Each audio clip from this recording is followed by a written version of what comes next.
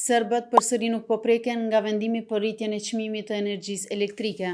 Vendimi i zyrës rregullatorit për elektrik ZRE-ja në lidhje me vendimin për ngritjen e çmimit të energjisë elektrike është një ndër temat aktuale për momentin në vend. Të pakënaqur me këtë vendim janë qytetarët dhe bizneset, pasi që nga 1 maj do të paguajnë shumë më shtrenjtë për energjinë e shpenzuar, e derisa ata paguajnë më shumë rrymë, kjo nuk vlen edhe për serbët në veri të vendit, të cilët nuk preken nga vendimi i ZRE-s. Zyra e rregullatorit për energji ZRE ka thënë se ky vendim për rritjen e çmimit të energjisë elektrike për 16.1% nuk do të përfshijë 4 komunat veriore të vendit. Sipas ZRE-s, komunat veriore tashmë furnizohen nga kompania Elektroserver, nuk do të përfshihen në këtë vendim, pasi që siç thuhet nga ZRE-ja, elektroserveri operon jashtë sistemit të furnizuesit me shërbim universal dhe marrëdhëniet tarifore atje janë të ndryshme.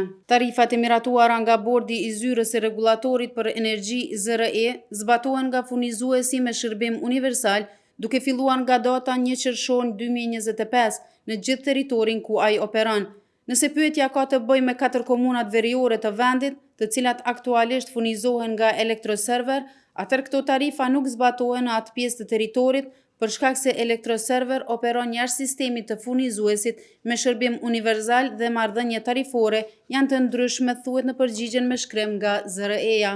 Për gati 25 vite, banorët në pjesën veriore të Kosovës nuk kanë paguar për energji elektrike. Faturimi në këtë pjesë ka filluar në shkurt të vitit 2024, por pjesa më e madhe e banorëve vazhdojnë të mos e paguajnë. Shkolla e pagesës që nga shkurti i vitit 2024 e deri në dhjetor të po të njëjtit vit në 4 komunat veriore në Mitrovicë të Veriut, Zopin Potok, Leposavić dhe Zveçan ka qenë hiç më pak se 20%. Qytetarët e Kosovës nga 1 maj do të paguajnë energjinë elektrike 16.1% më shtrenjtë. Shtrejtimi i energjisë elektrike ka shkaktuar reagime të shumta nga bizneset, nga partitë politike dhe po ashtu edhe nga qytetarët dhe madje para disa ditësh kishte edhe protesta në Prishtinë.